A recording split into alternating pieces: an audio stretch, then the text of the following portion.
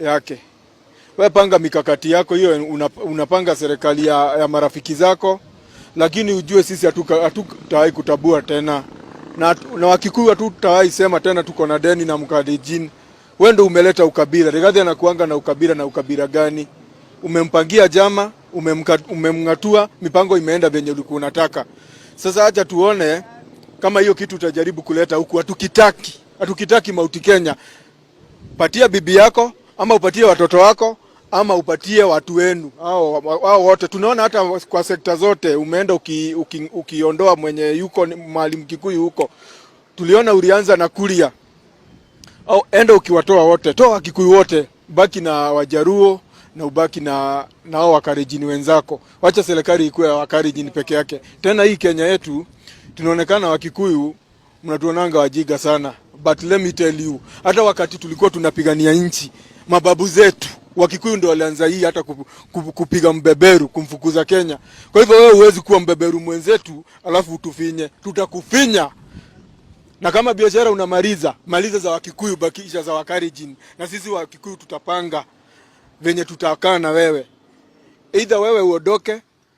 As the plot to impeach the embattled Deputy President Rigathi Gachagua from office continues to thicken, the second in command is facing the biggest battle of his political career. But he has so far remained unbound, vowing to challenge the ouster to the very end. Apart from the defense mechanism, both in the lower and the upper house, the Deputy President is putting a strong legal battle in court. And so in this exclusive video, I want us to take our lenses to the courtroom and look into Rigathi Gachagua's legal battle, which are some of the hits and misses in the court. But as a layman, I want to veer off from what really the others have been saying, and let's get the kind of answers that we would want the court to interpret, or rather the kind of answers that we want the court to explain to the public. Because Rigathi's impeachment is twofold. There is both criminal charges and political accusations. And that is why analysts and panelists appearing in mainstream interviews are saying the impeachment process is both legal and political. After the lower courts dismissed all the prayers by Gachagua to stop his impeachment in the National Assembly, Paul Mwite led Rigathi Gachagua's team to pitch tent in the High Court on Wednesday afternoon, pleading that Martha Koome should constitute a 3-bench judge by the Supreme Court so that they can hear the case, looking at the magnitude of the case. My Lord, it is our submission, without going into the merits of the issues raised, that the petition here and the application for conservatory order raise very weighty, indisputably very weighty constitutional issue of standing order number 64(2) and 6, the standing orders of the national. 64 or 64? It is standing order number 64 in brackets sub-rule and sub-rule 6. So it is the standing order number. Remember, this is a prayer that Paul Mwite is putting before the court after all the other lower courts technically abstained from that impeachment case, and many of them that Rigathi Gachagua, other cases that were lodged that Rigathi Gachagua was raising some injunctions against the impeachment, he could not be granted prayers, except the High Court judge in Kerugoya, who ordered that the public participation should be done at the constituency level after it was done only on one day. And when is asked about it, there is something that Mwengi Mutuse, the mover of the motion against the deputy president, is saying that the National is saying that the deputy president legal team submitted a huge volume of documents very late in attempt to rattle the members of parliament. And I'm just like, what Mwengi Mutuse is just a scapegoat, because those bunch of hypocrites in parliament did not want to know what kind of evidence the GACHAGUA have.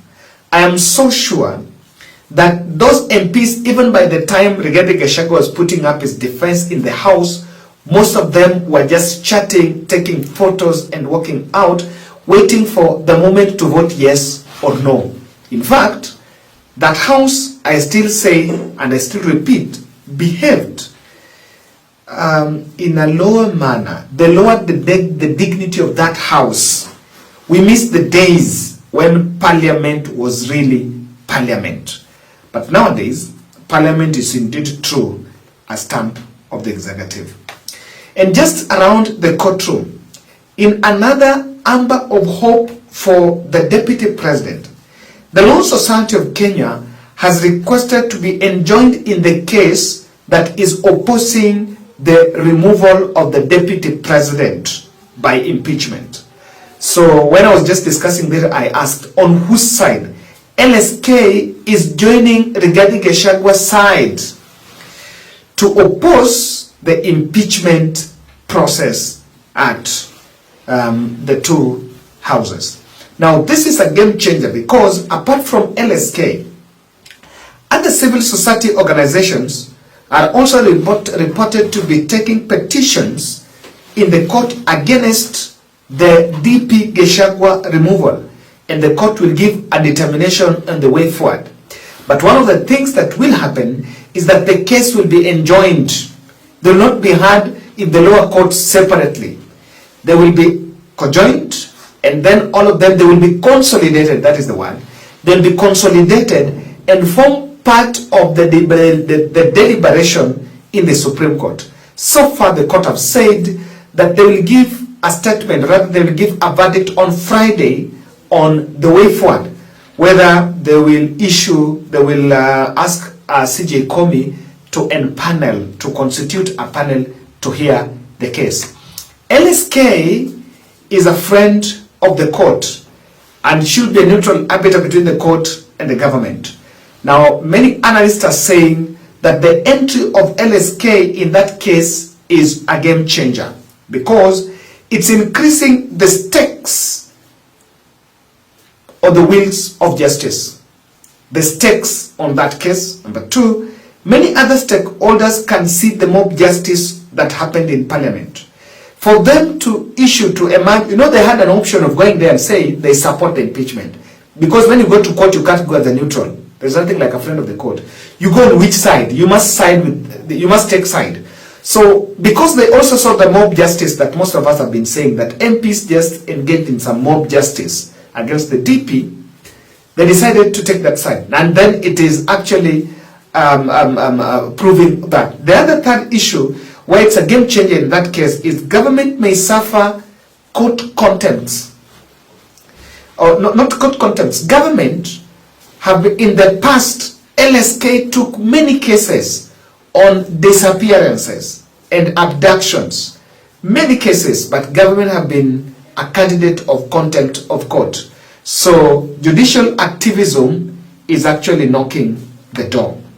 So ladies and gentlemen, I don't have the range to speculate on court's determination on this impeachment. But as a Kenyan, as a layman, and an analyst who have been following the contentious issues, areas around Rigathi impeachment, I have narrowed down to 5 specific areas where, as a country, I would want us to be keen to find out what is the court going to say on these specific areas. Because the twofold. Remember, there is the criminal case against the deputy president. That is where the 22 companies have been listed. That is a purely criminal case, that a criminal allegation that will be decided on the evidence. The government who are alleging have the proof have the burden of proof. The deputy president, who is the accused, have the burden of defense. So on that one, I don't want to comment on the criminal aspect. But now remember, those charges are 11. Now, one of the charges is, amongst the charges are twofold. Out of the 11, they're divided into two. There is that criminal, which is the one that is potent. If government can prove to the country that Rigathi Gachagua stole money using those companies, then Rigathi Gachagua will be home and no one will complain. Yes. But there is the other side of this criminal, of these other charges. So these are the areas that I would really see court's determination. Kindly subscribe to our channel, click the notification bell and like our videos. And thank you very much for really thank you very much for supporting this podcast. I want to see what the court will say on the public participation in the impeachment process. The public participation in impeachment process was a bit dramatic, and it had its own cons and pros. Remember, Parliament deliberately is lukewarm on, of course, formulating a legislative framework on public participation, and it is intentionally lukewarm. They don't want to do it. Why? Because they don't want the public input on what the government is doing. And it's not even on impeachment. Remember, even on projects that are supposed to be done in areas, public participation is supposed to be done when there is a dam to be constructed there. Annual development plan to be by counties, county integrated development plan, CIDP. For CIDP, formulation of CIDP, public participation is needed, both at the county and even at the national level. So, Parliament has deliberately, and I want to repeat this, deliberately been lukewarm about it. Public participation, interpretation of public participation depends on the court, what the court says. And that is why there are areas I want to pay attention to. MPs, after the High Court in Kirinyaga ordered that Parliament should conduct public participation, we saw overwhelmingly, a number of Kenyans from different parts of the country saying, we don't support Rigathi Gachagua impeachment. I want to play for you a couple of, just some few videos around this. Kenyans said we don't support Rigathi impeachment. In some areas of Mount Kenya, the national government, the team from the National Assembly even tallied how many forms, and we saw that. We saw others tallying how many forms people said yes, how many forms people said no. And they could announce, those who support X amount, maybe 300X, they are now announced figures. On some areas, we did not see it being quantified. There was no breakdown of how it was done. And then I wonder, what really kept me wondering here is, when a very respected ranking member of Parliament, Millie Odhiambo, a very big disappointment to the August House, said that 65% of the population supported Rigathi Gachagua impeachment. Now, are MPs also supposed to vote based on that? What is the input of public participation in such an impeachment process? Of the Deputy President, as by the allegations that we've been shown there. So one, on the onset, the people who are actually the members of Parliament who are initiating this impeachment at large, they didn't turn up today for this public participation exercise. So that is the first indication that these allegations are actually baseless, and at the moment it is not a priority for the Kenya Kwanza administration to impeach the Deputy President. Amen. We have so many unfulfilled promises, yes, by this administration, including infrastructure. the issues of the education funding model that is facing problems, the issue of social health insurance, the issue of JKI Adani deal, and we are thinking as residents of Nandi that all these are actually meant to divert attention so that Raya don't ask very hard questions on this administration, especially on unfulfilled promises. So in Nandi, we have so many national government projects which are stalled. These are the things that the MP should be advocating when they are in parliament. But as you can see, they are not doing that. Mimi nataka niongee hivi, and I'm directing it to our beloved brother, son, father of the nation, William Samoei Arap Ruto. We are directing this to you. Come to rescue. This situation of impeaching the deputy president is not a priority. Ni kitu yenye sisi Wanandi tumekataa, watu Wanandi wamekataa, kwa sababu hata yale maneno yote mulipromise na deputy president, there is not even one that has been fulfilled. Yes. Saa hii mulielewana mkiwa wawili, mkatafuta watu wachache, mkaingia ndani, kutoka nje umetoa deputy.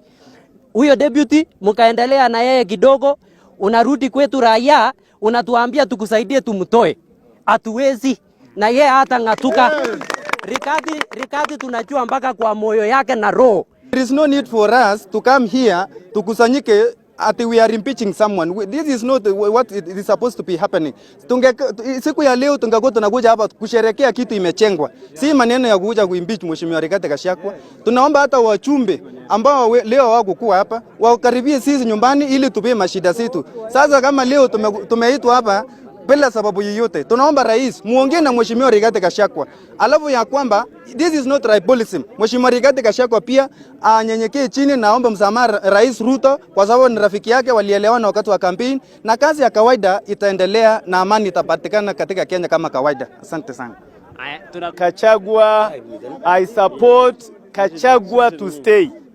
I do not support the vote to impeach Gachagua. Because we elected Gachagua and President Ruto. We elected both of them. And if in case today we want to vote out Gachagua, and then we should also vote out our president. Both of them should go out. So I support that Gachagua should stay. Kama vile ameomba msamaha rais, ni kwamba Gachagua asamehewe kama kuna makosa alifanya na aendelee na kazi yake. It is so saddening that hapa Nandi County vitu kama public participation ya impeachment wanatumotivate kuliko development matters. Na tunataka tuseme ya kwamba viongozi wetu wametufail kutokea governor, kutokea senator, mpaka MPs wote wametuangusha. Kwa sababu tukiangalia impeachment motion ambaye inaendelea sasa hivi ni kudivert attention ya wananchi wasifuatilie mambo ya development. Na sisi tunataka tuambie President William Ruto that we voted you together with Rigathi Gachagua. We accepted you without public participation, and we cannot accept to stand here and support your political motivation that is going around the country. And there is a saying that says, it is only a fool who does not change. But I want to add it and say, don't change things trying to prove yourself that you are not a fool. Chenye mimi nataka niseme kwa niaba ya watu wangu, wamesema enda ulise Gachagua amekosa nini. Alafu ya pili nikimalizia, munataka tuharibu uhusiano ambaye tumeoana wa Kikuyu na Wakale. Na tusiseme ati Raila ameharibu. Raila ako na kiti yake ya AU. Ako kando. Sasa uenda watu wa Ruto wanataka kukosoa Ruto kwa njia yake ambaye angefanya kutusaidia. Sasa hao watu wake wa Ruto wa chini wanataka kutukosoa, alafu tuhusishwe kwa makosa ambayo hatujui. So what we need the court to identify now, if we go to the public and the public are saying we don't support, because the truth is majority rejected. That is the truth. Majority rejected that impeachment. So when you go to the public and they reject, can you come to parliament and contradict what they said? And if you contradict, do you contravene any law? I'm so keen on that. That's the one point I would want to find a definition to. Number two, so IBC IBC is inactive. IBC is not compromised, but it's inadequate in terms of, it's not fully constituted after the commission has left. There was a question of who is supposed to conduct public participation and to what extent. If it is about the deputy president, election of the president was not just happening at the constituency level. It happened to the polling station. So if it is public participation in the magnitude of a deputy president, who should be in charge? Is it IEBC or is it the parliament? And do parliament have the tools of conducting public participation and the protocol? Because I heard Rigathi Gachagua saying that when the public participation was done, it was done after the motion was tabled in parliament. So should it be done before the motion is taken to parliament or after? And the guy is saying when public participation was done, Kenyans were just given an opportunity to choose whose side without the input of the deputy president. We really want to hear that part. Now, did you see chaotic scenes in some areas where public participation turned chaotic, fights, and people, the members of the public said something, kufa makanga, kufa dereva, kufa makanga. In the constitution, we don't have that option. There's no way you can impeach the president and the deputy president at the same time. So, should there be civic education before public participation? Because some people didn't even understand, some members of the public don't even understand the essence of that public participation. They don't, and that lacuna, that lack of knowledge is well scripted by the political elites. Now, this regarding impeachment should be a departure moment for the courts to explain to the country and at least compel parliament to produce, to formulate a legal framework that will also produce tools of public participation and evaluation. The space of public participation in presidential impeachment, in impeachments. I've seen this has been happening even in the impeachment of governors. So I really want to get that determination. The second one is, what is this concept of insubordination by contradicting the president? Okay, insubordination by contradicting the president understood as breach of oath of office. The court needs to explain to us this. Rigathi Gachagua and the deputy president went to campaign, and as enshrined in the constitution, they said never again shall we have people displaced inhumanly, in humane manner, without being compensated. And never again, as enshrined in the constitution, should we have abductions and disappearances. That was in the constitution, and even if Ruto and Rigathi promised it, it is not a promise. It is already something in the Bill of Rights. It's a right that's already in the Bill of Rights. So it was just a political goodwill from the political class. Now when they come to office, the president is breaching those provisions. The president is displacing people inhumanly, and as is what, there are some disappearances and kidnappings. So, when the deputy president comes out and say, this is not right, he is contradicting the president, but he is within the Bill of Rights. So the courts need to draw a line and say, which is it? Where in law does it say that the deputy president must worship, respect, not worship, follow, and do what the president say, even if it is wrong? By the way, because that is one of the accusation equal. And let's use Ilya cabinet, Ilya cabinet, and again they try to explain this. So let's get that determination, because ile disrespect wanasema ni kwa sababu Rigathi contravened a cabinet position. That cabinet position is against Bill of Rights, which even without Rigathi doing it, opposing it, someone should even go to court. Some people even went to court and sued government. So, I know it is a corporate culture that in office, the boss and his assistants should get along. But in any case, we have many companies in Kenya. Are all the bosses and the assistants getting along? The answer is no.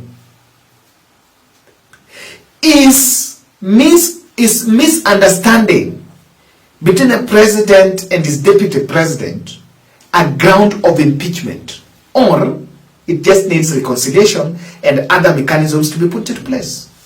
I want to hear court's voice on that. The third issue, does the Constitution protect NIS from criticism? Yes.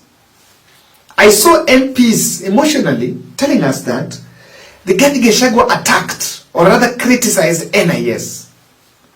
So, is it the court should tell the country, is the state organs, are they immune from criticism? Because look at what the President William Ruto said when he was deputy against Kinoti. I have had an argument that we should not call out those in the security sector. I would like you to play next video where we have the most incompetent Inspector General of Police, I think, in the world.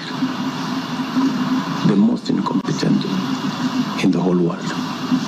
His incompetence may not necessarily play out when things are working, but when things get to a head and you need some decisions to be made, I can tell you for sure, the gentleman we have as an IG cannot make any decision. Nataka tumwambie ule mtu wa sinema mingi anaitwa nani ule mtu? Ule sijui anaitwa DCI, ule anaitwa nini? Ule mtu anaitwa Kinoti. Awache ujinga. Huyo bwana Kiboti awache ujinga. Sio kama tunaelewana. Huyo Kinoti hakuna kitu amefanya kwa hii Kenya ya kisiasa. Yeye ni mtu ya sinema. Anaendesha makesi kwa magazeti. Anatuandikia barua, sijui barua ya kilomita ngapi. Mr. Kinoti, please save your time. Stop writing to us long letters. Leave matters of elections to IEBC. You have no business in IEBC. You have failed as DCI. We don't want you to fail our elections. Tunaelewana? Huyo bwana Kinoti awache hiyo ujinga yake anaendesha pale, kwa sababu anatukasirisha. Huyo bwana Kinoti tunataka tumwambie awachane na watu wa IEBC wafanye hii uchaguzi. Alipatiwa kazi ya kufanya criminal investigation. He has never done anything. Ile kesi yote anafanya kesi kwa magazeti. Akiambiwa apeleke evidence kule kotini ameshindwa.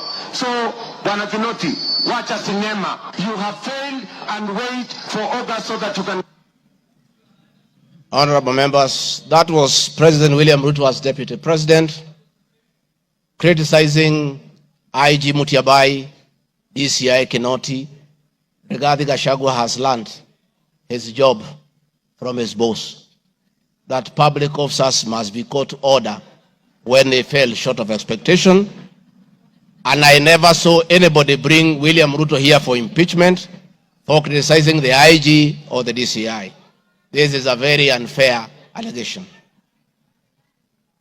Mr. Speaker, it is also reported by media that the IMF has already warned about impending unrest during the people's dissatisfaction with the 2023 and 24 finance bill.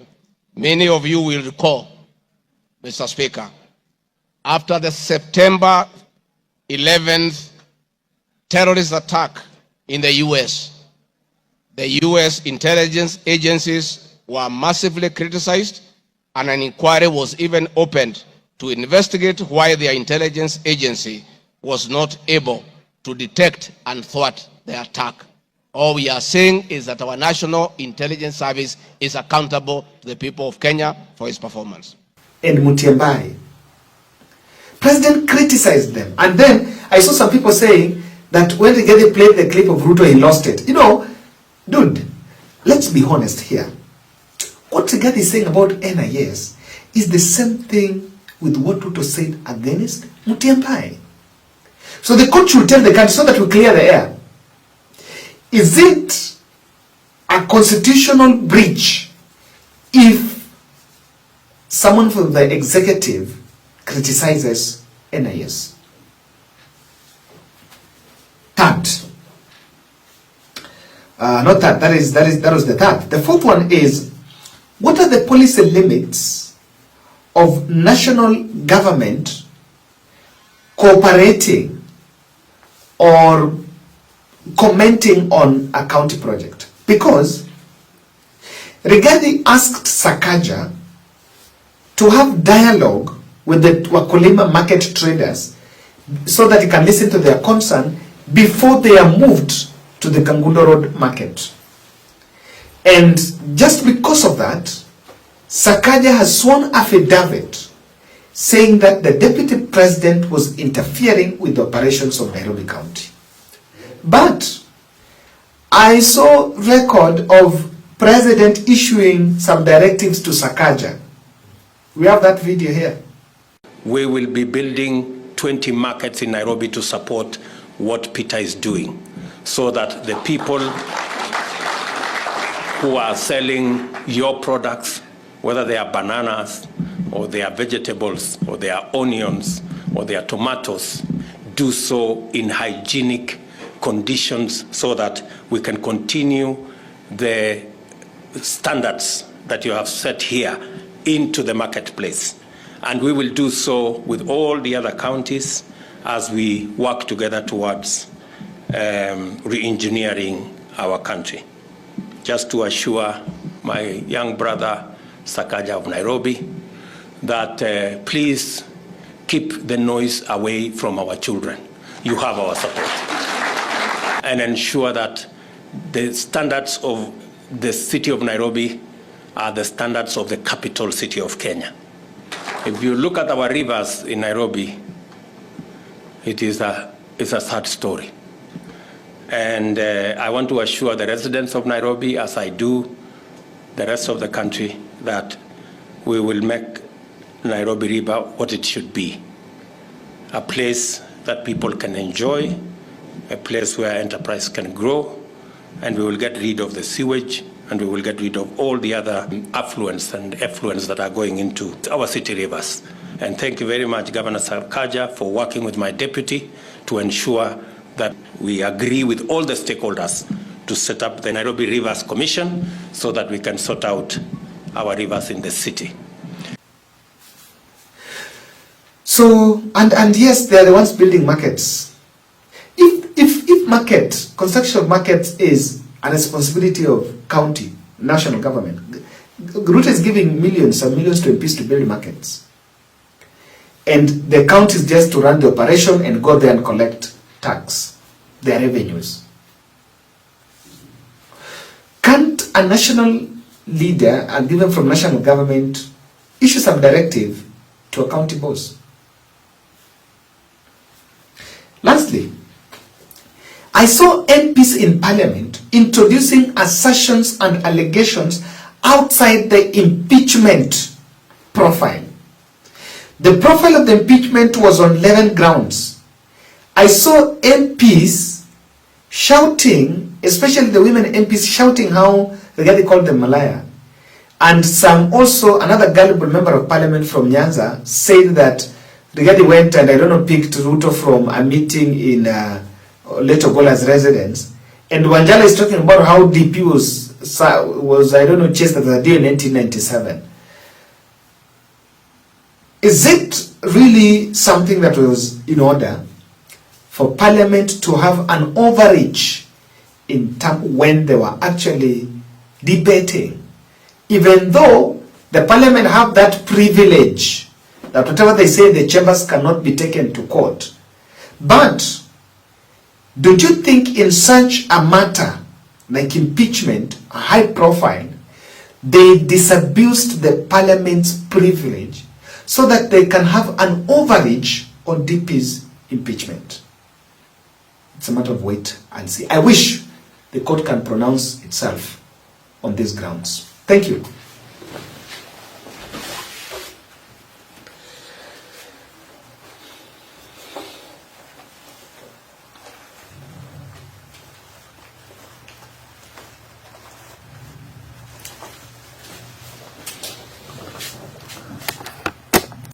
Hi guys, so imebidi nimeshafika Murang'a. So that is Murang'a University College. Tuko na Juliet hapa. So Juliet is going to update you. We arrived in the morning, so she had done the bit of it that is needed.